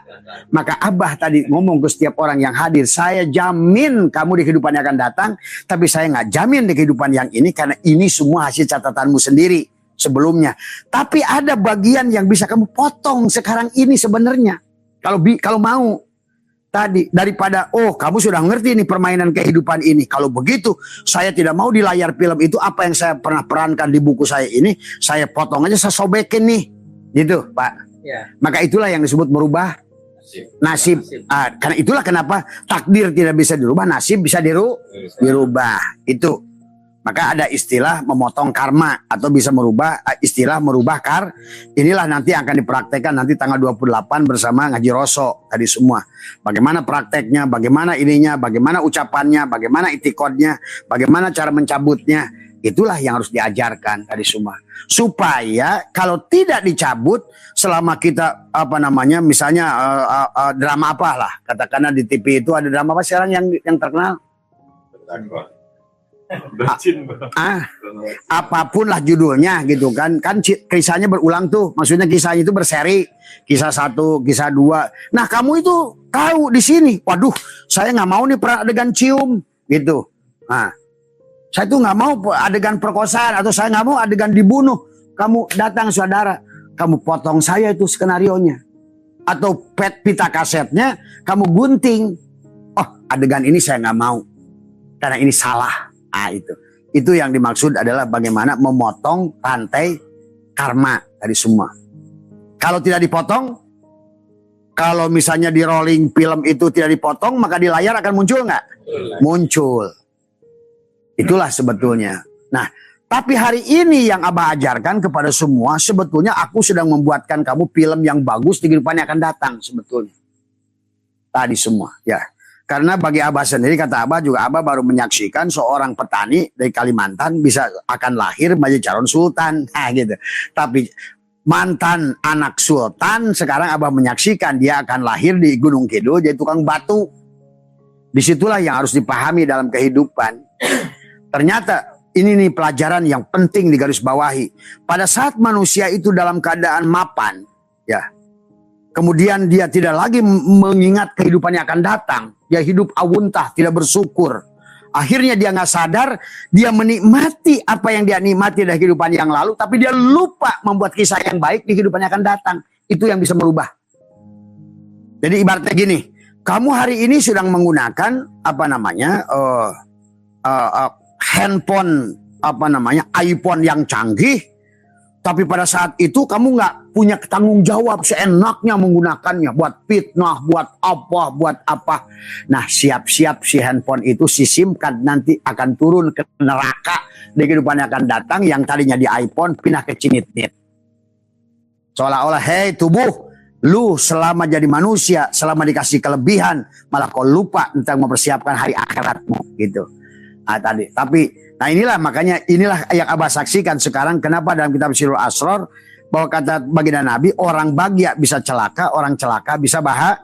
Karena Abah bisa menyaksikan ternyata sekarang yang jadi direktur itu dulu mantan kondektur, tapi yang kondektur jadi direktur. Jadi nggak salah manusia itu jatuh di kehidupan ini. Ternyata dengan jatuh itulah dia akan bangkit dari kejatuhannya, memperbaiki dan dia tobat, maka itulah di kehidupan akan senang. Cuma sayang manusia begitu udah ketemu lagi kesenangan, lupa lagi. Akhirnya terus dia begitu. Nah, seharusnya kalau seandainya kita sudah bisa jadi Islam tadi kalau sudah Islam tidak ada reinkarnasi. Kalau sudah sempurna perjalanannya, walaupun manusia itu dikembalikan, terus aja senang lagi begitu seharusnya. Maka itulah yang dikatakan wa nukhrijul lahu yaumal qiyamah, kita pada saat Henry tetap gantungkan di lehernya. Misalnya Henry nerima aja. Nah, sekarang bisa aja kata Abah, saya nggak mau memotong karma. Saya terima saja toh ini tulisan saya. Apapun yang terjadi dengan apapun yang saya hadapi, apakah serangan dari orang atau orang ambil milik saya karena saya pernah ngambil miliknya, saya serahkan ya Allah, terserah engkau saja. Itu pun bisa asal siap menerimanya. Maka itulah iman pada qada dan qadar, khairihi dari dalang, wasarihi dari, walaupun sebetulnya yang memilih kita gitu kan tadi semua. Dalang itu hanya menyiapkan proyektor, dalang itu hanya menyiapkan sistem. Adapun yang memilih peran dari kita sendiri. Bahkan setiap percakapan yang kita lakukan di skenario itu kita yang memilihnya sendiri. Sebetulnya harusnya hari ini menjadikan pelajaran. Oh, kenapa ya ada bahasa kita setiap nisfu saban laporan buku. Nah, itu harusnya mikir tadi semua. Maka bagaimana seharusnya buku saya sebelum dilaporkan, apakah nilainya sudah 7 semua atau apalagi harusnya 10 semua ataukah masih 5 nih? Karena kalau seandainya catatannya masih 5, ya otomatis di kehidupan yang akan datang akan susah. Itu harus dipahami. Makanya nggak usah mengeluh dengan kehidupan yang hari ini. Atau kalau mau kata Abah, bisa ada pemangkasan, perubahan. Tadi maka ada mencabut karma, ada mengganti karma. Makanya dengan meneguk lidah, merapatkan gigi, ya Allah, apapun yang sudah saya lakukan, membunuh, menyakiti semua, siapapun orang yang menyakiti saya, membunuh saya, apapun menipu saya, maka hari ini saya maafkan dia ya Allah. Nah, itu juga diantara cara sebagian supaya merubah catatan kita, supaya karena kalau orang punya masalah dengan kita, kita pun pasti punya masalah dengan orang. Nah, kalau masalah kita ini ingin dibebaskan oleh orang, kita pun biasakan membebaskan masalah orang tadi semua. Itulah kuncinya tadi semua. Karena reinkarnasi itu ada sebetulnya adalah bukan untuk bagaimana Allah membalas kita, tapi yang lebih banyak itu hak adami, Pak Hasan. Kita pernah mengambil orang, kita pernah mencubit orang, dan itu hanya akan dibalas pada saat kita kembali punya jasad tadi semua. Karena kita pernah menipu, dan ternyata si jiwa nggak bisa ditipu. Maka ditipu lagi pada saat dia punya jasad. Maka hari ini kalau kamu ditipu, jangan marah. Terima kasih teman. Pada saat kita tiba-tiba geprot ditempeleng. Terima kasih kawan. Lunas. Makasih ya. Pas plus gitu. Makanya kenapa kata Nabi Isa kalau ditempeleng pipi kanan kasih pipi kiri gitu. Itu. Tadi semua. Itulah makanya kenapa kata Abah Anom, kalau seandainya kita harus menyayangi orang yang menyakiti. Kenapa? Karena yang menyakiti itu, karena bahasa menyakiti itu sebetulnya adalah sedang melunasi. Benar Pak Hasan, begitu sebenarnya tadi.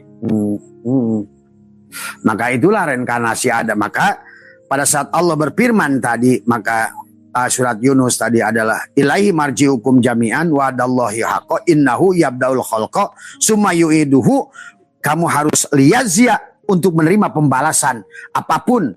Kalau kamu tanamannya baik, maka kamu akan panen hari ini. Berarti hari ini kalau tidak ada orang yang minjamkan duit, kalau hari ini orang tadi banyak orang lebih membenci pada kita hari ini, itulah artinya tanaman yang kita panen, yang kita tanam sendiri tadi semua. Jadikan itu pelajaran kepada kita. Maka ada 7 ayat dalam Al-Quran kata Allah, kenapa kamu harus mengulang kesulitan yang sama? Nah, itu. Jadi ada dua cara Pak Hasan, nerima atau kita mencari ilmu bagaimana memotong rantai karma. Itu aja. Jadi semua. Ternyata sekarang dengan ada teknologi kuantum, ternyata karma catatan buruk itu bisa diganti catatannya. Toh sekarang makan bisa dengan teknologi itu mengganti kalimat, mengganti huruf mudah, teknologinya sedang mudah gitu kan tadi semua. Ya, tanpa ditipek sekarang ini bisa ini sekarang ini udah canggih. Maka apa sekarang ini seharusnya orang sekarang ini aduh banyak kemudahan sebenarnya gitu kan tadi. Nah, itulah kenapa di dalam surat Yunus ayat 30 Allah menegaskan lagi, hunalika, di tempat itu tablu kullu nafsin, setiap jiwa akan menerima pembalasan. Kamu nanam ganja kalau kamu nempeleng akan ditempeleng. Di tempat itu kamu akan mendapatkan balasan. Kenapa? Karena tadi waktu mati tadi kan, pada saat kata pada idza zulzilatil ardu zilzalaha wa akhrajatil ardu asqalaha wa qalal insanu ma laha yauma idzin tuhaddisu akhbaraha bi anna rabbaka walaha yauma idzi yasdurun nasu astatal liyu faman ya'mal misqala darratin khairan wa man ya'mal misqala darratin syarran yarah. Tuh, sebiji jarah kamu dengan si A akan ketemu, sebiji jarah kamu dengan si B akan ketemu. Kalau kamu pernah memperkosa dia, siap-siap kamu diperkosa.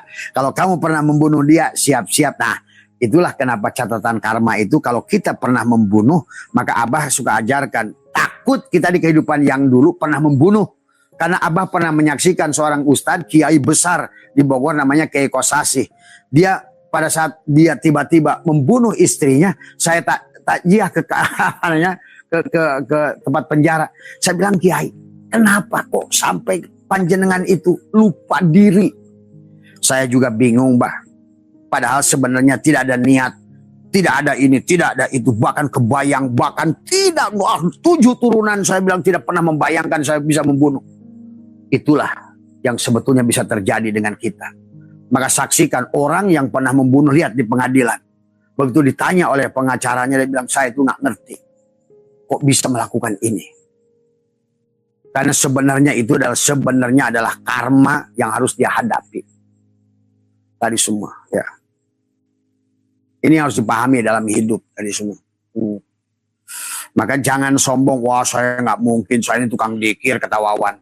Saya ini kan tukang mani tobat, nggak mungkin. Gegabah.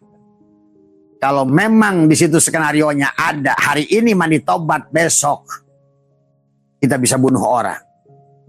Maka itulah kita adalah harus mencabut tubuh maqaddamu wa asarohum. Karena sebiji jarah akan ketemu. Makanya kata Allah, hunalika, di tempat itu tablu kullu nafsin bima aslafat, tiap-tiap diri akan akan merasakan dampak dari perbuatan apa yang ditanam di kehidupan yang dulu tadi semua. Ya. Nah, bagaimana cara bangkitnya kita kembali di sini? Inilah juga yang harusnya dipahami. Kan kalau bahasanya dulu, nanti kiamat, setelah kiamat ditiup yang pertama oleh Israfil. Maka berhentilah manusia itu turun kayak jamur. Itulah akhirnya kisah yang begitu indah ilmiah Al-Quran diracuni dengan kisah kayak barusan. Itu khayal itu. Tadi semua, manusia berjalan kayak zombie mungkin. Jeng, ada berjalan katanya semata kaki, ada berjalan sedengkul, ada mataharinya 7 tombak di atas kepala. Kan begitu dongengnya itu Pak Hasan.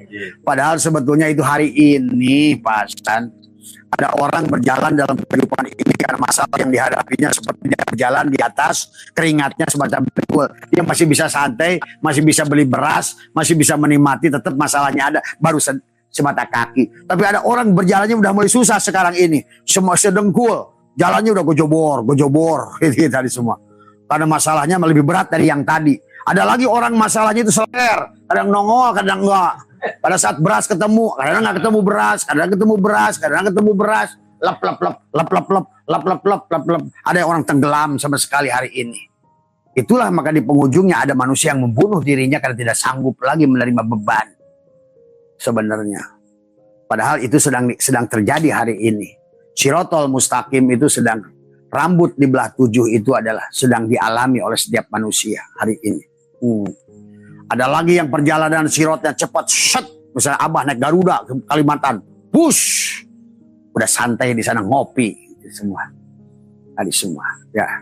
Sebenarnya semuanya nyata dalam kehidupan ini. Nah, adapun menurut versi Al-Quran tidak seperti makanya tadi kata Abah, banyak kitab-kitab yang berseberangan dengan Al-Quran. Karena mereka bahkan kiai sekarang daripada baca Al-Quran lebih cenderung pada kitab-kitab ulama dulu, asal gundul aja, asal koneng weh. Nah, padahal misalnya contoh kitab Dardir itu banyak ayat-ayat Israiliyat. Banyak hadis-hadis palsu dari semua yang berseberangan dengan Al-Quran. Nah, menurut Al-Quran surat Al-Hajj ayat 5, bagaimana cara inkarnasi? Dikatakan oleh Allah di surat Al-Hajj ayat 5. Bagaimana apa namanya? Nah, baca coba, ada HP nggak? Cek, klik surat Al-Hajj ayat 5. Kasih ke Abah pinjam dulu. Nah, biar ngerti gitu loh. Kamu ngerti Bapak aja, Al-Baqarah cek HP Cece HP paling aneh. Kekarek ngelepon, ditelepon tara nyambung. Omong cikane. Ayat 5. Bukan Al-Hajj ayat 5. Al-Hajj ayat 5. Luar enggak? Maaf. Oh, cepatnya. Cuma Abah nggak bisa baca karena tadi. Makanya di dalam surat Al-Hajj ayat 5, Bismillahirrahmanirrahim, ya ayuhan nasu in kuntum fi raibim minal ba's fa inna khalaqnakum min turabin summa min nutfatin summa min alaqatin summa min mudghatin mukhallaqatin wa ghairu mukhallaqatin lanubayyina lakum. Kemudian wa nukirru bil arhami ma nasya'u ila ajalim musamma summa nukhrijukum tifla. Nah, summa litablughu asyuddakum wa minkum may yutawaffa wa minkum may yuraddu ila ardanil umur, dan selanjutnya lah. Maka dijelaskan di bawah kata Allah itu, apa kata Allah? Wahai manusia, jika kamu meragukan hari kebangkitan, tuh artinya ba'as itu hari kebangkitan. Sesungguhnya kami telah menciptakan kamu, ini di dalam kurung Adam itu nggak ada seperti itu, orang-orang depag aja nggak ngerti nafsirinnya. Ini jadi suka ngaso itu di situ dari semua. Menciptakan kamu dari tanah. Kemudian apa namanya, kamu sebagai nggak ada sebagai keturunannya lagi di situ. Kan tadi bagaimana cara kamu kembali itu kata Tuhan adalah bagaimana kamu dulu diciptakan. Nah itu kalau dulu dari awal dari tetes mani, dari nutfah, nuqthah, alaqah, mudghah, kemudian kamu menjadi apa? Kemudian jelaskan tadi semua. Kemudian apa namanya, ciptakan segumpal darah, lalu segumpal. Berarti kan balik lagi dengan penciptaan awal ya.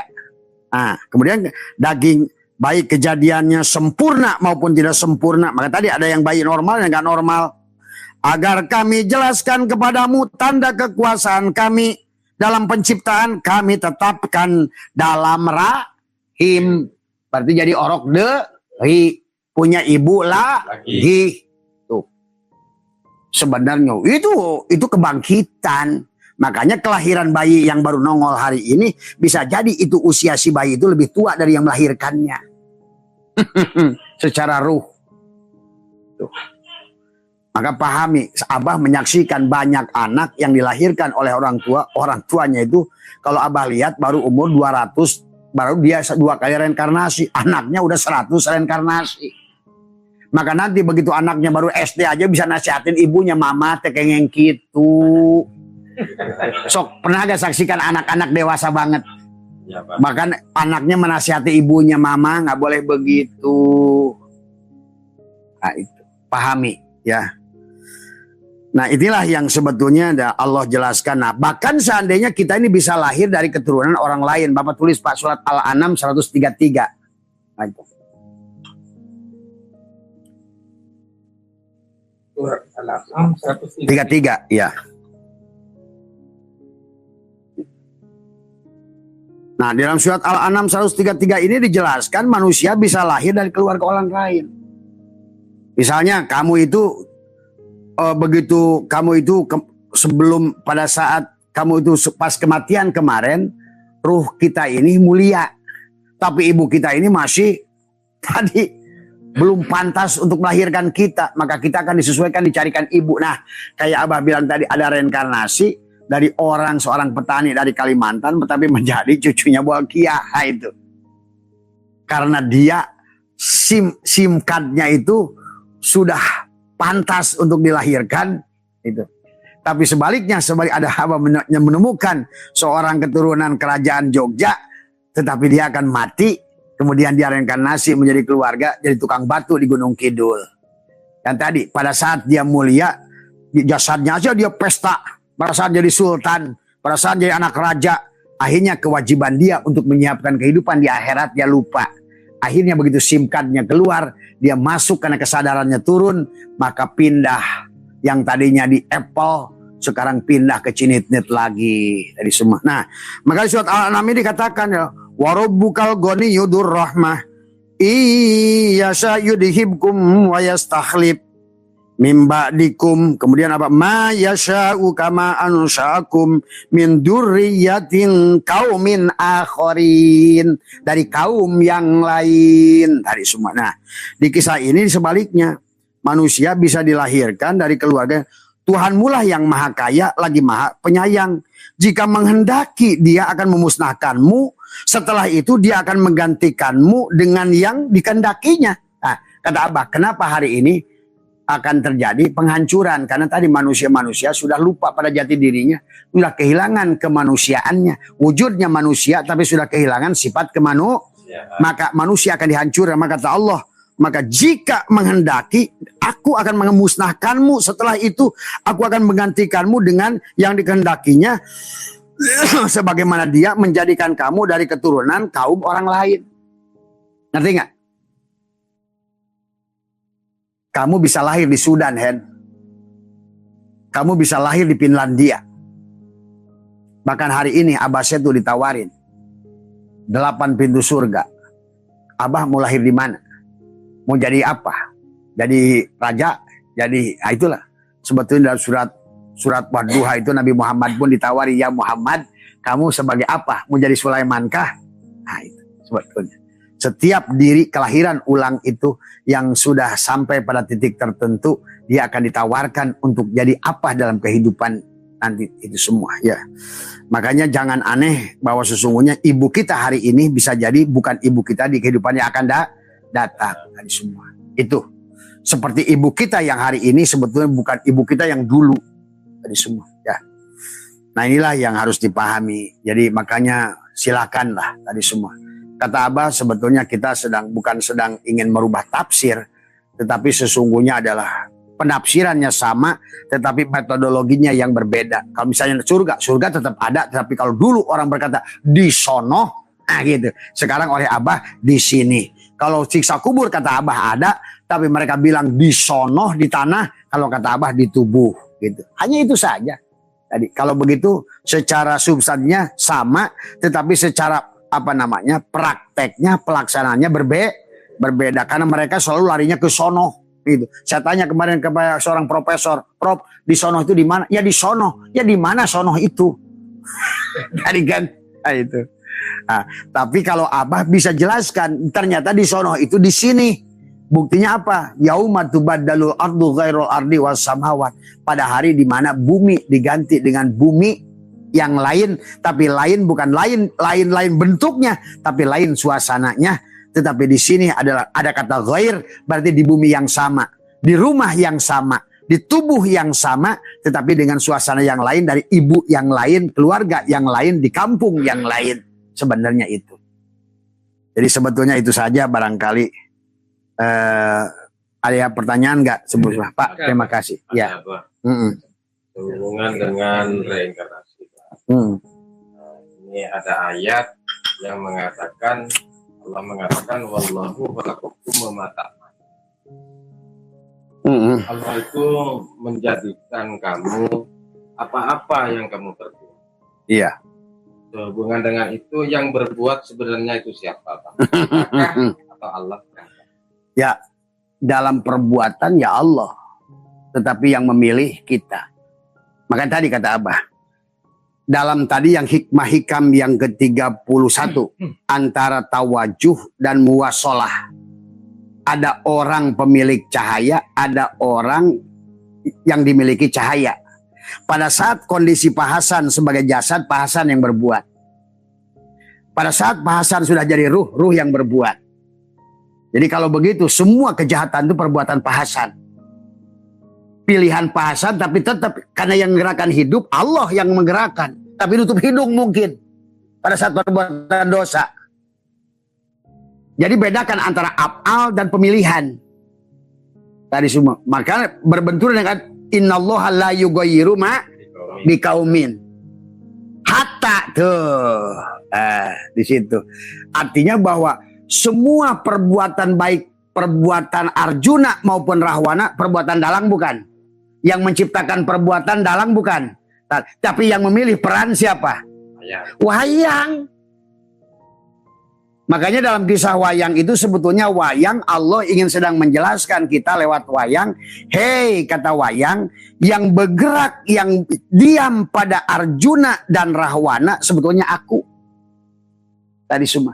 Tapi yang makanya tadi kenapa Allah dalam surat apa namanya Wadduha wal Qamarita itu wa nafsi wa ma sawaha falhamaha fujuraha wa taqwaha qad aflaha man zakkaha. Nah, orang yang mensucikannya beruntung, kenapa yang menggerakkannya Allah. Tapi yang mengotorinya rugi karena yang menggerakkannya siapa? Kita. Jangan jadi jabariyah. Ini kalau pola pemikirannya nanti jadi kalau seandainya saya megang ayat itu saya jadi jabariyah. Tadi semua. Jadi kalau seandainya si asbak ini berbuat baik, sebetulnya perbuatan baiknya si kaca.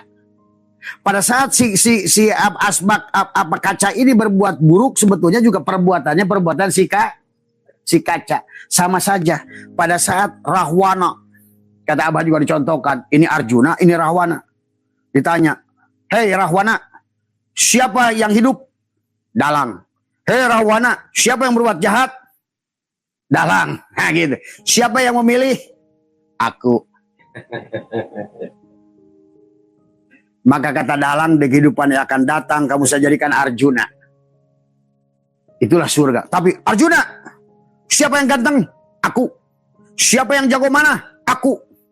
Maka siap-siap kamu di kehidupan datang, ku bikin jadi Rahwana. Sebetulnya mirip itu. Ini tadi. Maka disitulah pada saat makom muwajahah, maka kita ini milik cahaya. Makom tawajuh, kita ini milik cahaya. Tapi pada saat makom muwajahah, kitalah pemilik cahaya. Tadi semua. Jadi kalau ruh pasan kan tadi dibagi, ada jasad, ada hati, ada ruh. Nah kalau ruh semuanya Allah. Tapi jasad nggak bisa semuanya Allah. Paham nggak? Tadi. Kenapa? Karena jasad itu ada nafsu di situ. Dan Allah sudah mengilhakkan pada nafsu boleh memilih baik dan buruk. Pada saat milih baik disebut nafsul pada saat buruk disebut nafsul amaroh tuh. Maka itulah kata Abah juga, jangan ribut urusan fikih, karena fikih itu bukan perkara yang harus dipertahankan, justru harus dibuang tubuh ini. Itulah Abah bilang kalau seandainya Imam Ghazali hari ini masih ada, Abah akan bilang ngapain Imam nulis bab riya, bab ujub, bab sum'ah, selama badannya masih ada nggak dibuang, sifat itu memang miliknya, nggak bisa dihilangkan. Seharusnya dipesek bajunya, kembalikan kepada ruh. Maka tadi pada saat tubuh bergerak sebetulnya bergerak hati, pada saat hati bergerak yang sebetulnya bergerak ruh. Tapi pada saat tubuh ini yang bergerak dirasakan aku yang bergerak, maka nafsu yang muncul, maka muncul pengen pahala, itu bukan si ruh. Jadi kalau orang ibadah itu ingin pahala, ingin surga, itu pasti si jasad. Itu Hasan itu. Nah, gitu. Tapi kalau Hasan sudah, saya ibadah saya bukan karena surga, bukan karena neraka, bukan karena pahala, bukan karena dunia, bukan karena akhirat, karena itu udah pasti bukan Hasan, pasti ruh itu. Ngerti nggak? Nah, itu. Jadi mengartikan wallahu khalaqakum wa ma ta'malun itu jangan jadi jabariyah. Karena ada ayat lain, ada la haula wala quwata. Ada lagi ayat dari innallaha la yughayyiru ma biqaumin Ada lagi tadi ada ayat wa nafsi wa masawaha palahamaha fujuraha wa makanya kenapa tuh pasti untung qad aflaha man zakaha yang membersihkan melepaskan cangkang badannya itu udah pasti untung. Karena selama yang ibadah si cangkang tetap ada akan ujub, akan ria, akan sum'ah, akan sombong, cari pahala, cari bidadari, cari apa, cari dunia, cari akhirat, pasti kalau jasad. Paham nggak? Tadi. Maka itulah kita tidak boleh berhenti di makom kulit tadi dari awal. Karena kalau udah makom kulit, akhirnya tadi, oh kan semua buatan Allah. Salah lagi. Kita nuduh Allah pada saat entut. Siapa yang dosa? Allah. Iya, hidup Allah, tapi yang milih kamu. Jadi memang yang dalam Al-Quran kita ini tidak bisa itu kalau sudah makom ruh. Tapi kalau makom jasad kan tadi kata Allah, aku ilhamkan pada nafsu, palhamaha fujuraha wa taq. Berarti yang bisa memilih itu siapa? Allah memberikan ilham kepada si nafsu. Hayo pilih oleh kamu. Baik atau buruk. Nah itu. Jadi yang ayat wallahu apa tadi? Innallaha khalaqakum wa ma ta'malun itu kalau kita sudah sampai di makom ruh. Maka ruh itu hanya wujuhu yauma idzin nadirah. Hanya Allah. Baik. Nggak ada lagi baik dan buruk dari situ. Sudah nggak ada lagi baik dan buruk. Sudah lagi salah dan benar. Sudah tidak lagi surga dan neraka. Semua. Tapi kalau di makom jasad pasti masih nimbang-nimbang ada untung dan rugi, pahala dan dosa. Nah itulah. Nah disitulah maka kata Abah melepaskan yang lapisan pertama itulah yang disebut nafsul amarah.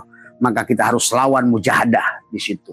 Maka kenapa kita ada saum, kenapa ada ini, ada riadoh, ada mandi tobat 1, mandi tobat 2, ada ngabuti. Itulah ngelawan yang pertama tadi. Karena dia selalu akan melawan kita. Tadi semua. Ya. Sudah. Pak, ada lagi. Pak, ini mungkin apa yang saya sampaikan hanya mempertegas apa yang disampaikan. Bahwa sebetulnya kita ini bertauhid itu adalah rasa. Pak. Ketika kita betul-betul nafis dan yang hanya Allah. Surga itu di sini. Betul. Betul-betul saya menikmati. Alhamdulillah. Sejuknya hati, damainya hati. Seandainya pun itu bisa ditukar, saya kembali kepada sebelum saya bertauhid, itu pun tidak bisa ditukar. Ya. Terkait dengan ini apa? Mungkin bisa mempertegas ayatnya. Karena kemarin waktu saya mau berangkat ada ayat yang menjelaskan, mungkin hanya dipertegas saja. Yang bunyinya wa amal ladina su'idu fil jannati khalidina fiha ma damatis samawati wal ardh illa ma syarabuk atau ghairu majid. Dan apapun orang-orang yang berbahagia, dan adapun orang-orang yang berbahagia, maka tempatnya di dalam surga, mereka kekal di dalamnya selama ada langit dan bumi. Kecuali jika Tuhanmu menghendaki yang lain sebagai karunia yang tidak ada putus-putus.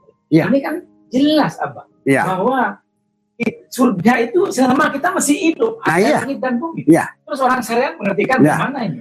Nah itu makanya tadi sebetulnya langit dan bumi itu juga sama, dohir dan batin. Makanya tidak mungkin menikmati surga kita kalau nggak ada jasad. Itulah bumi kita ini jasad. Bagaimana menikmati rasanya nikmatnya bakar ikan kalau nggak ada jasad? Bagaimana merasakan nikmatnya lubang bidadari kalau nggak ada burung? Makanya Quran mengatakan langit dan bumi. Makanya di ayat sebelumnya neraka juga sama di sini. Di ayat yang barusan itu kan ayat berapa itu kan su'idu. Di ayat sebelumnya kan neraka. Tadi semua mereka merintih. Ya di sini juga. Di ayat yang sebelumnya itu. Jadi neraka di sini, surga juga di sini. Gitu. Karena selama masih ada bumi dan dari mana kita akan merintih kalau nggak ada jasad? Tadi semua. Itu betul. Kembali kepada reinkarnasi apa yang disampaikan tadi itu itu mengetahui sesuatu apa yang tidak kita ketahui. Perwujudan ini akan menjadi ini dan sebagainya apa yang dijelaskan. Dengan Abah seperti ini. Dengan kerusakan alam yang pemahamannya seperti ini, apakah tidak ada rencana untuk duduk bersama dengan orang-orang syariat lah Karena itu semacam kajian untuk menjadikan jalan keluar bagaimana. Itulah makanya kenapa Abah setahun ini menggedor tauhid, membuka rahasia, termasuk segala rahasia Quran, rahasia sholawat, rahasia sholat, rahasia zakat. Karena kelihatannya kalau seandainya dibiarkan orang syariatnya semacam ini, maka perangnya antara Iran dan ini akan mengakhiri adalah fase ini yang pertama. Dan itulah Abah berusaha menyelamatkan sebanyak mungkin penumpang kapal yang akan tenggelam, dan kita bisa selamatkan sebanyak-banyak walaupun hanya sedikit yang selamat. Itu saja. Karena kembali lagi, karena semuanya sudah pilihan masing-masing. Mau jadi apa di kehidupan yang akan datang tadi semua. Inilah sebab gini Pak, akibat orang itu berpikir nerakanya nanti, nggak sadar dia sedang membuat neraka di kehidupan ini. Makanya dia nggak peduli. Maka kata Abah nanti, lihat orang Eropa itu nggak sholat, nggak puasa, nggak apa, tapi mereka lebih ngerti Tuhan. Maka mereka jaga hutannya. Maka tadi orang Sumatera dihancur oleh air itu karena mereka nggak sadar, karena berpikir neraka itu nanti, sorga juga nanti. Tidak sadar neraka itu akan datang pada saat dia melakukan perusakan hutan. Tadi semua. Jadi inilah akibat salah orang berpikir tentang akhirat itu nanti, manusia nggak peduli tentang bumi ini sekarang. Terjadilah musibah di mana-mana, longsor di mana-mana. Karena sebenarnya segala apapun terjadi kemaksiatan manusia di dunia ini, manusia ini remote control kepada alam.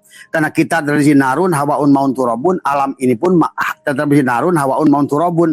Pada saat manusia tidak sholat secara sholat hakikat, artinya sholat yang berdiri, yang akoma yukimu ikomatan, maka alam ini akan terjadi kebakaran. Maka kata Abah kemarin, hati-hati di akhir tahun, nah ini akan dihantam dengan air, tapi setelah air akan datang suaminya adalah api. Nah, api sekarang sedang berseliweran dari Israel menuju Iran, Iran menuju Qatar. Inilah api yang sedang ada. Biasa kalau istrinya sudah datang, suaminya akan datang. Tadi semua. Nah inilah kalau Abah melihat sampai tahun 45 ini akan terjadi penggantian casing manusia yang sudah tidak lagi kehilangan kemanusiaan. Bahkan termasuk di kalangan kiai-kiai. Yang ngaku kiai, ngaku gus, ngaku apa. Tapi semuanya sudah tidak ada lagi tingkat kemanusiaan hari ini. Maka inilah alam akan merespon dari semua. Ya. Yang wujud reinkarnasi itu ketika itu adalah kehidupan berikutnya merupakan perjalanan kehidupan yang kemarin. Bagaimana seandainya roh itu menjadi roh yang muslim? Contoh roh yang muslim itu seperti apa? Kan betul-betul kembali utuh roh. Iya. Yang bisa dicontohkan. Ya kan yang disebut muslim itu apa? Yang sudah berserah diri. Islam itu dikata aslama. Aslama itu adalah supaya salima. Apa yang diserahkan diri? Hanya orang yang kenal diri. Apa diri itu? Ternyata yang disebut diri itu pada saat kita telanjangi tubuh ini, la hayun, la ilmun, la sami'un, la basirun, la qadirun, la muridun, la mutakalimun, sampailah la maujun, yang sebenarnya ada. Diri yang sebenarnya diri hanya Allah. Nah itu. Maka kalau seandainya kita tidak serahkan, ya berarti kita ini akan reinkarnasi. Karena kita masih mengaku-ngaku sifat Allah menjadi sifat kita. Tadi semua. Cukup saja ya Pak. Yang penting kita intinya obrolan Ramadan ini adalah tadinya mau disiarkan langsung di 17 TV dunia. Tadi semua. Tapi apa sebetulnya lagi mempersiapkan, nanti mungkin mudah-mudahan nanti ada 2 profesor dan 1 doktor dari UIN ini, kita akan ngobrol Ramadan ini. Tapi ini waktunya lagi cari-cari waktu ini tadi semua ya. Bahkan mungkin juga dengan Jenderal Nur Wahid, karena beliau ahli sejarah tadi semua. Abah tuh Gus ingin live dengan Jenderal Nur Wahid nanti semua. Kita bicara tentang sejarah Atlantis, sejarah bagaimana dulu kemasyhuran Nusantara ini yang sekarang sudah akhirnya menjadi sejarah kadrun tadi semua ya. Kadal gurun tadi semua. Itu saja, terima kasih. Mudah-mudahan apa yang kita bicarakan ada manfaatnya buat kita khususnya tadi semua, dan juga buat saudara-saudara kita yang tidak ada di sini, tapi intinya adalah kita dalam rangka mencari ridho Allah, dan kita tidak merasa lebih baik. Maka kata Abah jangan takut. Maka kalau Abah itu tenang Pak, tidak pernah merasa takut apapun. Kenapa? Karena satu, tidak takut mati karena tidak pernah merasa hidup. Tidak takut disesatkan karena juga tidak pernah merasa memiliki kebenaran gitu kan. Kalau tidak pernah merasa memiliki benar, bagaimana rasa takut disesatkan? Maka tadi bagi orang yang takut disesatkan itu karena merasa dirinya sudah benar kan gitu tadi semua ya.